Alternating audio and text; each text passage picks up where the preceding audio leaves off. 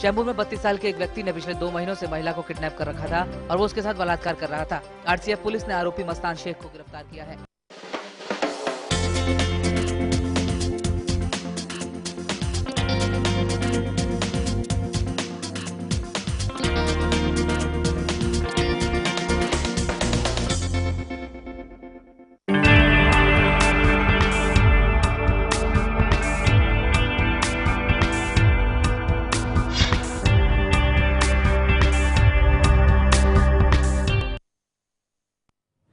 नमस्कार, lemon news के खास कार्यक्रम रहराश युग में आप सबका बहुत बहुत स्वागत है। मैं हूं सुष्मिता सिंह। कल अक्षय तृतीया है। अक्षय तृतीया को आखा तीज भी बोला जाता है और इस दिन का विशेष महत्व है क्योंकि इस दिन को काफी शुभ माना जाता है। ऐसा माना जाता है कि इस दिन आप दान पुण्य करें तो उससे कहीं ज्यादा दान पुण्य, उससे कहीं ज्यादा बरकत आपको वापस भी मिलती है। तो कहीं ना कहीं दान पुण्य शुभ माना जाता है और मांगलिक कार्यों के लिए भी ये दिन काफी शुभ होता है। लेकिन अक्षय तृतीया का आखिरकार धार्मिक महत्व क्या है, कैसे करें आप पूजन, किस तरीके से दान पुण्य करें, दान पुण्य करने से आपको क्या फायदे होते हैं, क्या लाभ होते हैं, क्या करें और क्या ना करें, इसी पर आज हम चर्चा करेंगे। चर्चा के लिए हमारे साथ स्टूडियो में मौजूद हैं पंडित कुलदीप शर्मा। पंडित जी, बहुत बहुत स्वागत है आपका। पंडित जी, आज बात हो रही है अक्षय तृतीया की। चूंकि कल अक्षय तृतीया है, आखा तीज है और सभी पूरे धूमधाम से मनाते हैं अक्षय तृतीया को और इस दिन तमाम चीजें की जाती हैं, खरीदारी भी की जाती है, दान पुण्य भी किया जाता है, बहुत सारी चीजें होती है। लेकिन सबसे पहले आपसे जानेंगे कि अक्षय तृतीया क्या है, इसका महत्व क्या है और पौराणिक कथाओं के अनुसार इसे किस तरीके से विवेचना इसकी की गई है, इसे किस तरीके से इसकी रूपरेखा तैयार की गई है। अक्षय तृतीया अपने आप में ही एक स्वयं सिद्ध मुहूर्त है। ये इस दिन दान पुण्य करना, शुभ कार्य करना बहुत ही ज्यादा शुभ फलदायी माना गया है।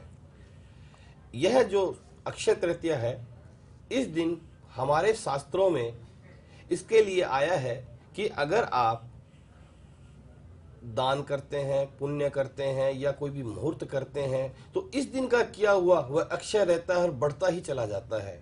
यह बहुत ही शुभ मुहूर्तों में आया है।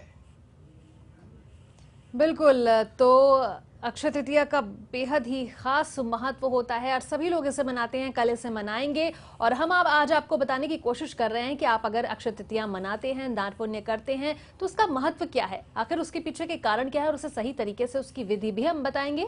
लेकिन इस वक्त हमारे साथ एक कॉलर जुड़ गए हैं, हम उनका सवाल पहले ले लेंगे। बोरीवली से राजेश हमारे साथ जुड़े हैं। जी राजेश जी।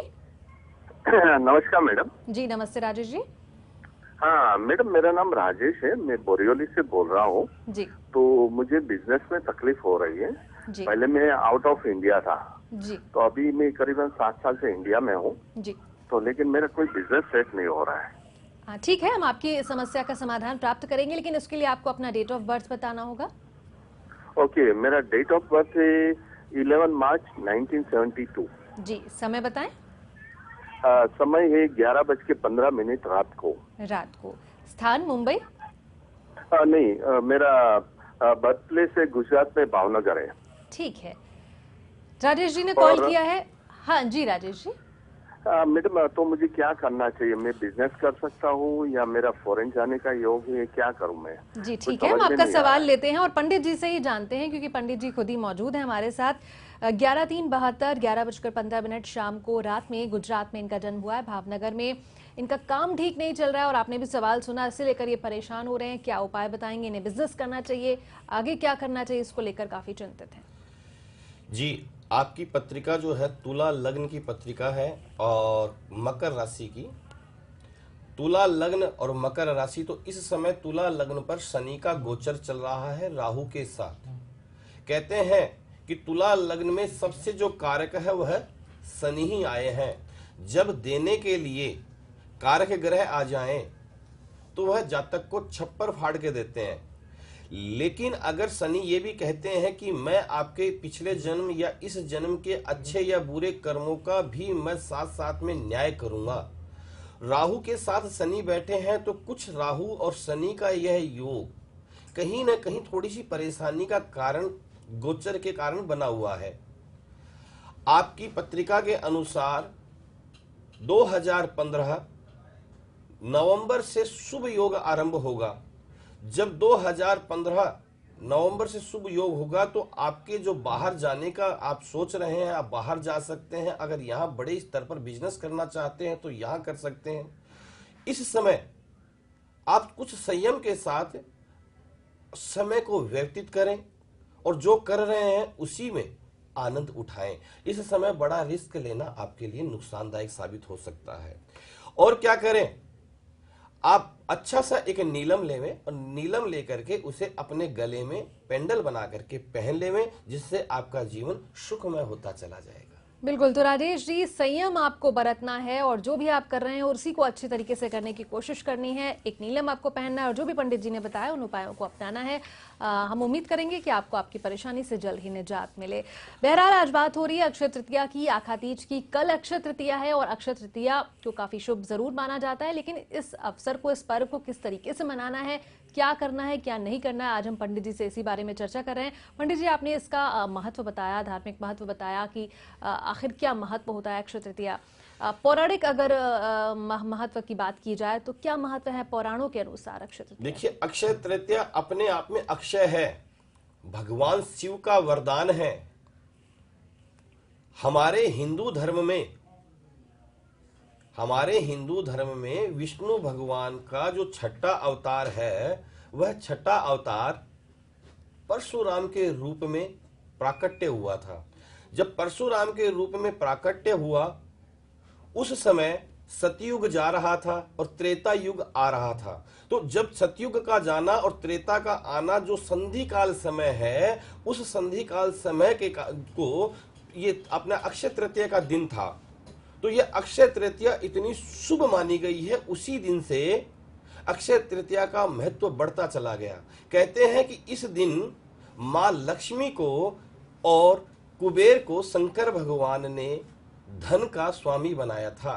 कुबेर पहरा देता है धन पर और लक्ष्मी स्वयं लक्ष्मीवान होती चली गई। तो यानी उस दिन ही शंकर भगवान का इनके ऊपर आशीर्वाद आने से ये अक्षय तृतीया का और महत्व बढ़ गया। फिर अक्षय तृतीया का महत्व तो बढ़ा है, तो देखिए हर साल अक्षय तृतीया आती है, लेकिन इस बार वाली अक्षय तृतीया में कोई विशेष बात है। विशेष बात होने के कारण ये है कि 2003 में 5 ग्रह उच्च के बैठे हुए थे गोचर के, और अब 2014 में जो अक्षय तृतीया ये आ रही है, इस दिन 4 ग्रह उच्च के बैठे हुए हैं। तो 4 ग्रह उच्च के बैठना, यह संयोग 10 साल बाद में ऐसा संयोग बना है।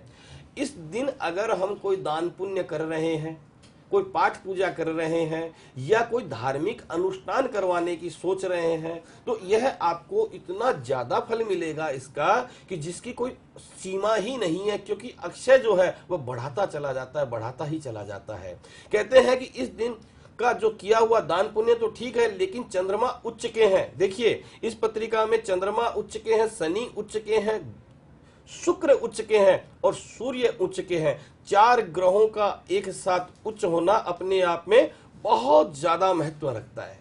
बिल्कुल, तो हमने धार्मिक महत्व समझने की कोशिश की, पंडित जी से पुराणों में क्या कथा है वो भी हमने जानी। साथ ही पंडित जी हमें बता रहे हैं कि विशेष संयोग बन रहा है, चूंकि 2003 के बाद 10 साल बाद ये योग बना है जहां पर 4 ग्रह उच्च के बैठे हुए हैं, और इसलिए दान पुण्य का जो महत्व है वो और ज्यादा बढ़ जाता है। लेकिन दान पुण्य कैसे करना है और उसके पीछे क्या महत्व, वो भी हम जानेंगे।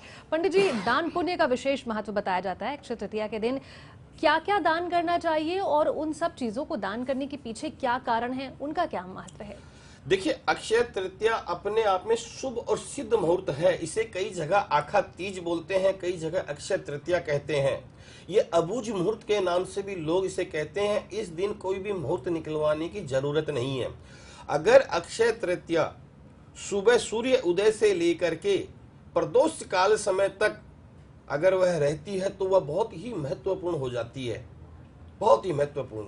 और इसमें अगर दान कर रहे हैं तो दान के भी अलग अलग चरण हैं, लेकिन सबसे ज्यादा महत्व सुबह के दान को माना गया है। जो सुबह सुबह ब्रह्म मुहूर्त में उठ करके स्नान आदि से निवृत्त होकर पाठ पूजा करे, मंदिर में जाकर के दान करे, गरीबों को, असहायों को दान करे, तो इससे उसका पुण्य जो है वो कई गुना होता चला जाता है। इस दिन पंखा, जो हम पंखा झुलाते हैं वो पंखा, या आज के समय के अनुसार का पंखा, अगर पंखे का दान किया जाए तो वह शुभ होता है।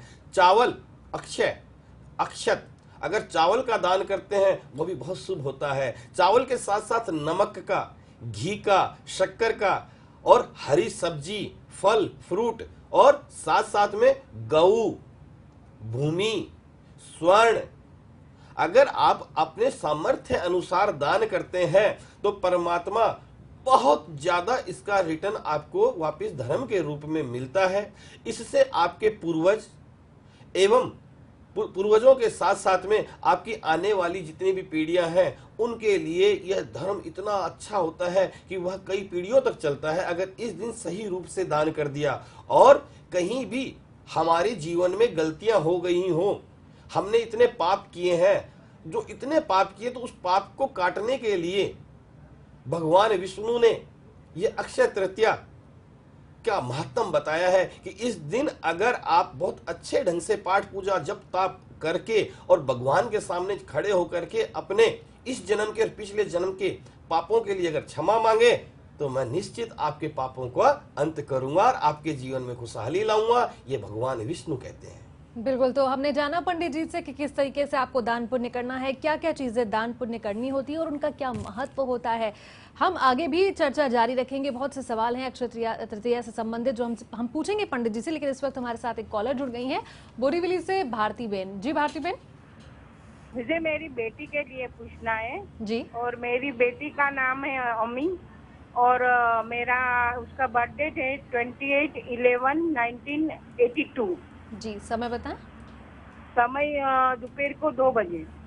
जी, स्थान बताएं। स्थान मुंबई। जी, क्या सवाल है आपका भारती जी? उसका शादी हुआ था, अभी डाइवोर्स हो गया है और अभी उसकी शादी कभी होगी और उसकी आगे की जिंदगी कैसी रहेगी।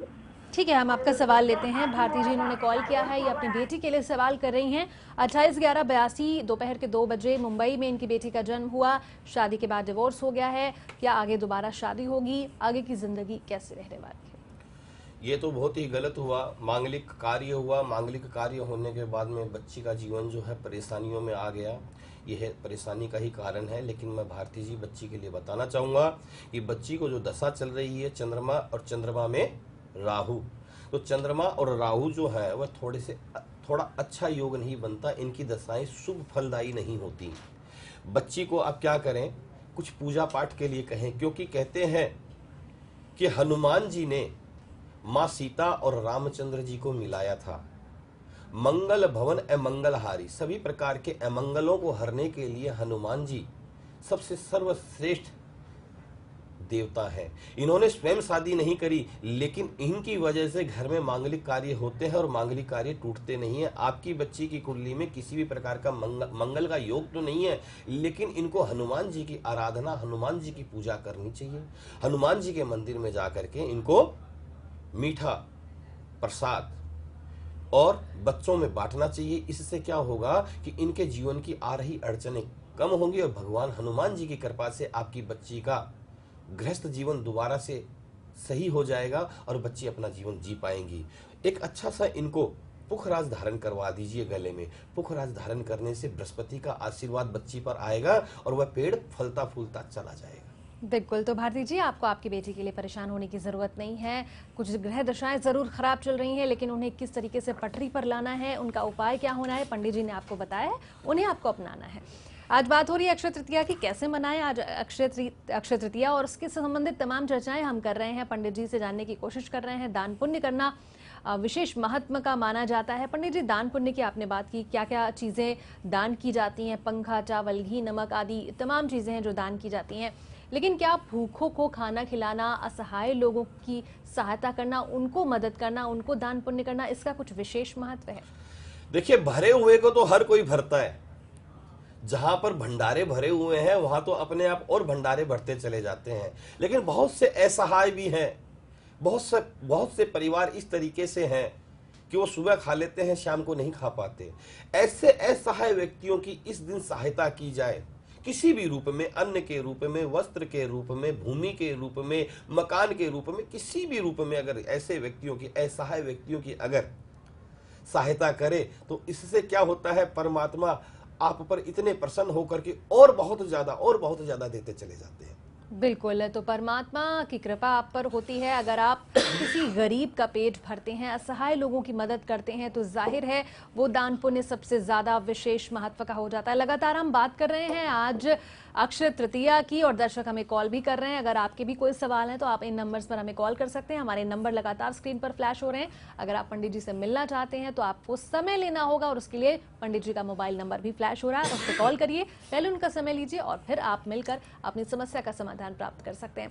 पंडित जी आगे बढ़ेंगे। इस दिन क्या गंगा स्नान का भी कुछ महत्व है? क्योंकि कुछ खास दिन होते हैं, शुभ दिन होते हैं, उस दिन गंगा स्नान लोग करते हैं, क्या कहेंगे? देखिए, मैं ये कहूंगा कि इस दिन गंगा स्नान, देखिए आप जहां रह रहे हैं, जिस स्थान पर हैं, वहां का अगर कोई तीर्थ है नजदीक पर, तो ब्रह्म मुहूर्त में उठकर नित्य क्रम से निवृत्त होकर आप गंगा स्नान करने जाते हैं या आसपास के तीर्थ स्थल पर स्नान करने जाते हैं, तो उसका महत्व बहुत ज्यादा है। और समुद्र में तो सभी नदियां मिली हुई हैं। जो व्यक्ति समुद्र के पास रहते हैं उनको समुद्र पे जाकर के स्नान करना चाहिए। जो व्यक्ति गंगा जी या कोई तीर्थ स्थल पर रहते हैं उनको वहां पर जाकर के स्नान करना चाहिए। इससे कोटि कोटि शुभ फलों की प्राप्ति होती है। जीवन में किसी भी प्रकार का कोई दोष बना हुआ हो, यहाँ स्नान करने से वह दोष मुक्त हो जाते हैं और अपने पितरों को वह प्रसन्न करते हैं। अगर वह सुबह सुबह तीर्थ स्थलों पर जाकर के स्नान करें, जिनके जहां नजदीक में जो तीर्थ हो वो वहां जाकर के स्नान करें, देखिए कितना पुण्य मिलता है आपको। बिल्कुल, तो गंगा स्नान का विशेष महत्व है और आप नजदीकी तीर्थ स्थान पर जा सकते हैं, उसका जरूर एक बड़ा फल आपको जरूर मिलने वाला है। पंडित जी आगे बढ़ेंगे, बात करेंगे कि अगर पूजन विधि की बात की जाए तो क्या इस दिन कुछ खास पूजन विधि होती है? किस भगवान की पूजा की जाती है और उसका पालन किस तरीके से करना होता है? इसके लिए क्या देखिए, लक्ष्मी नारायण यह दिन लक्ष्मी प्राप्ति के लिए हर कोई चाहता है, लेकिन लक्ष्मी जो है नारायण के बिना नहीं आती। तो आप खाली लक्ष्मी की पूजा ना करें, लक्ष्मी नारायण की करें, तो जिसमें लक्ष्मी आ गई और नारायण आ गए। इस दिन पूजा अगर आप करते हैं तो लक्ष्मी नारायण के मंदिर जाएं, जाकर के सफेद कमल का फूल परमात्मा को भेंट करें, उनसे आशीर्वाद मांगे। मान लीजिए अगर सफेद कमल का फूल नहीं मिल रहा है तो आप सफेद गुलाब का फूल ले लीजिए। अगर सफेद गुलाब का फूल भी नहीं है तो आप पीले रंग के गुलाब का फूल लेकर के परमात्मा को चढ़ाइए और चढ़ा करके अपने जीवन की आने वाले भावी जीवन के लिए परमात्मा से प्रार्थना कीजिए। इससे क्या होगा, भगवान विष्णु माँ लक्ष्मी के साथ प्रसन्न होकर के आपके घर में आएंगे, ताकि आपके घर में दिन दूनी रात चौगुनी तरक्की होती चली जाए। बिल्कुल, तो आपको लक्ष्मी नारायण की पूजा करनी है अक्षय तृतीया के दिन और सफेद कमल चढ़ाना है, इससे आपको इसका फल मिलेगा। और भी बहुत सी बातें हैं जो हम पंडित जी से जानेंगे कि अक्षय तृतीया के दिन आप क्या करें। लेकिन इस वक्त हमारे साथ एक कॉलर जुड़ गए हैं मुंबई से, हेमंत, उनका सवाल ले लेते हैं। जी हेमंत जी। नमस्कार पंडित जी। नमस्ते हेमंत जी। मेरा डेट ऑफ बर्थ है 17 नवंबर 1981। जी समय बताएं। समय है 11:06 रात का। जी स्थान और जन्म प्लेस है मुंबई। जी क्या सवाल है आपका हेमंत जी? मुझे जानना है कि मैं फॉरेन सेटल हो सकता हूँ कोई नौकरी में वहाँ पे जाके, और मेरी कोई कुंडली में कोई अगर कोई ग्रह कोई अच्छा नहीं है, कोई खराब है, तो उसका उपाय। ठीक है, हम आपका सवाल लेते हैं। हेमंत जी इन्होंने कॉल किया है 17 नवंबर 81, 11:06 रात्रि में इनका मुंबई में जन्म हुआ है। ये बाहर यानी विदेश सेटल होना चाहते हैं, क्या उसके कोई योग बन रहे हैं? और क्या इनकी जो कुंडली में किसी तरह की ग्रह दशा खराब चल रही है? अगर चल रही है तो उसके लिए उपाय बताइए। सबसे पहले मैं हेमंत जी को बताना चाहूंगा कि शुक्र की महादशा में हेमंत जी शनि की अंतरदशा, आपका जो जन्म लगन है वह कर्क जन्म लगन है और कर्क राशि। देखिए लग्न भी कर्क, राशि भी कर्क, तो कर्क लगन के जो बच्चे होते हैं वो थोड़े से चलायमान, चंचल, पल में भावुक और पल में गुस्से वाले। कहते हैं कि कभी गर्म वृत्ति बन जाती है, कभी एकदम इतने शीतल हो जाते हो। छोटी छोटी बातें जो है इनको बड़ी लगती है कई बार, और बड़ी बड़ी बातों को ये छोटी फुटबॉल की तरह उड़ा देते हैं। तो मैं आपको कहना चाहूंगा, चंद्रमा राहु का मिलन इस ओर संकेत देता है कि आप हिंदुस्तान के लिए पैदा ही नहीं हुए। ऐसे बच्चे विदेशों में चले जाते हैं क्योंकि राहु जो है वो विदेशों में भ्रमण करवाता है और चंद्रमा यात्रा कर देता है। तो विदेशों में ले गया राहु और चंद्रमा ने यात्रा करा दी, तो आप विदेश तो निश्चित जाएंगे, लेकिन आपकी पत्रिका में अनंत नामक कालसर्प बना हुआ है। देखिए, कालसर्प अलग अलग होते हैं। बहुत से लोग बोलते हैं कि हमने तो कालसर्प की शांति करा ली, लेकिन हमें फायदा नहीं पहुंचा। फायदा पहुंचने की बजाय नुकसान हो गया, या कार्य बन ही नहीं रहा, वह एकदम जाकर के साइलेंट हो गई वो पूजा करवा करके। क्यों नहीं मिल रहा फल?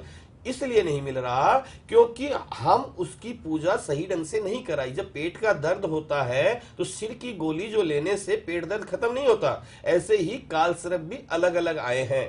तो आपका जो कालसर्प है वह अनंत कालसर्प। इस अनंत कालसर्प को आप राहु के जो राहु का जो धातु है वह रांगा है, रांगे के सर्प और रांगे के ही यंत्र लेकर विधिवत पूजा करवाएं उसकी, और विधिवत पूजा करवाकर उसे आप आटे में डालकर अपने ऊपर से 7 बार उतार कर समुद्र में डाल दीजिए या किसी नदी में डाल दीजिए। इससे वह आपका कालसर्प कटेगा और कटने के बाद में आपके जो विदेश जाने का योग है वह और प्रबल हो जाएगा। आपकी पत्रिका में कर्क लगन में न शुक्र अच्छा है और न शनि अच्छा है, अकारक है, शनि मारक है। तो थोड़ा सा वाहन वगैरह की सावधानी रखिए और कहीं भी आप कोई भी प्रकार की लापरवाही ना करें। थोड़ी सी ये समय थोड़ा खराब रह रहा है आपका। बिल्कुल, तो ये समय खराब है, लापरवाही नहीं करनी है, सावधानी बरतनी है। लेकिन विदेश से संबंधित जो आपका सवाल है उसके लिए आप जरूर खुश हो जाइए, क्योंकि विदेश जाने के आपके प्रबल योग बने हुए हैं। कालसर्प योग का आपको जरूर निवारण करना होगा। आज बात हो रही है अक्षय तृतीया की, और हम जान रहे हैं पंडित जी से कि कल अक्षय तृतीया के दिन आप अपने घरों में क्या करें, क्या दान पुण्य करें और किस तरीके से इन दान पुण्य की चीजों का क्या महत्व होता है। पंडित जी, आपने बताया कि लक्ष्मी नारायण की पूजा करते हैं इस दिन हम, उसकी विधि क्या रहेगी, उनको क्या चढ़ाना चाहिए, भोग किस तरह से लगाना चाहिए, टीका किस तरह से करना चाहिए, ये विधि भी हम जरूर आपसे जानना चाहिए। देखिए, सबसे पहली बात बताना चाहूंगा कि इस दिन श्री कृष्ण भगवान ने अपने भक्तों की परीक्षा ली थी, और भक्तों की परीक्षा लेने से वह अग्नि रूपी अंगारों से जल गए थे। उनको मार लग गई थी अपने भक्तों की वजह से, और वह बहुत पीड़ित थे। जब पुजारी ने उनको वहां पर देखा, उस स्थिति में देखा, तो उन्होंने अपनी गलती का एहसास हुआ और उन्होंने क्षमा अर्चना करने लग गए। तो उन्होंने कहा कि क्षमा तो मैं किसी से, अपने बच्चों से मैं नाराज हो ही नहीं सकता, जाने अनजाने में अपराध हो जाता है, लेकिन अब इस अपराध को सुधारने के लिए आपको चंदन का मेरे पर लेप लगाइए। और चंदन का लेप लगाने से जो शांति उनको मिली, जो उनके जो घाव बन गए थे, उस चंदन के लेप से वह घाव भर गए, और उस चंदन के लेप के कारण शांति भी आ गई। तो उससे भगवान ने आशीर्वाद दिया कि जो भी अक्षय तृतीया को श्री कृष्ण भगवान पर चंदन का लेप करेगा, चंदन का इत्र चढ़ाएगा, तो मैं इतना प्रसन्न होऊंगा कि मैं उसकी सभी मनोकामना पूर्ण कर दूंगा। तो कल के दिन अगर आप चंदन का लेप भगवान को कर सकें, चंदन चढ़ा सकें, चंदन का इत्र चढ़ा सकें, चंदन की अगरबत्ती चढ़ा सकें, तो देखिए आपके जीवन में चंदन की तरह महक उठेगा। बिल्कुल, तो कल के दिन आपको ये बात खासकर ध्यान रखनी है। चूंकि लक्ष्मी नारायण जी की पूजा करनी है, तो चंदन का लेप अगर आप लगाएं, चंदन का टीका लगाएं, तो ये आपको विशेष फल देने वाला है, बहुत ही ज्यादा फलदायी साबित होने वाला है। आगे भी बढ़ेंगे, लेकिन इस वक्त एक कॉलर हमारे साथ जुड़ गए हैं, राजस्थान से महेंद्र, उनका सवाल ले लेते हैं। जी महेंद्र जी। नमस्ते मैडम। नमस्ते गुरुजी प्रणाम। जयराम जी की बोलो जी। गुरुजी, सौभाग्य से मेरा दूसरी बार कॉल लग गया है आपसे बात करने के लिए। गुरुजी, मैं ये पूछ रहा था, मेरा अभी बुध की महादशा चल रही है और नेक्स्ट ईयर केतु की दशा हो, तो कैसी रहेगी? कि बुध की दशा सामान्य ही रही है, कुछ खास मेरे को मिला नहीं। थोड़ा केतु की दशा कैसी रहेगी और थोड़ा उपाय बताइए ना गुरुजी। जी ठीक है, आप अपना डेट ऑफ बर्थ बताएं पहले। 6 अगस्त 1975। जी, समय बताएं। मॉर्निंग 7:40। जी, स्थान बताएं। झुंझुनू राजस्थान मैडम। झुंझुनू राजस्थान, ठीक है। हम आपका सवाल लेते हैं। 6 अगस्त 1975 सुबह 7:40 झुंझुनू राजस्थान में इनका जन्म हुआ है। बुध की दशा के बारे में जानना चाहते हैं, केतु की दशा के बारे में जानना चाहते हैं, इन तमाम ग्रहों की दशाओं का क्या असर पड़ रहा है इनकी जिंदगी पर और उसके लिए उपाय क्या होंगे। देखिए, एक चीज आई है कि चौथे घर में राहु हो और 10वें घर में केतु हो, तो ऐसे जातक अपने देश से दूर चले जाते हैं। देश से दूर न जाएं, तो अपने जन्म स्थान से दूर चले जाते हैं, वो अपने जन्म स्थान पर रहते नहीं हैं। तो देखा जाए तो हमारे हिंदुस्तान में मुंबई भी एक तरीके से अलग कटी हुई है, ये एक टापू की तरह है। आप यहां पर आए हैं तो आपको केतु निश्चित देगा ही देगा। और बुध जो है इस पत्रिका के मारक और अकारक ग्रह हैं, मारक और अकारक दोनों ही बुध हैं। तो बुध की दशा के कारण कुछ परेशानी, मानसिक टेंशन आपको हो सकती है।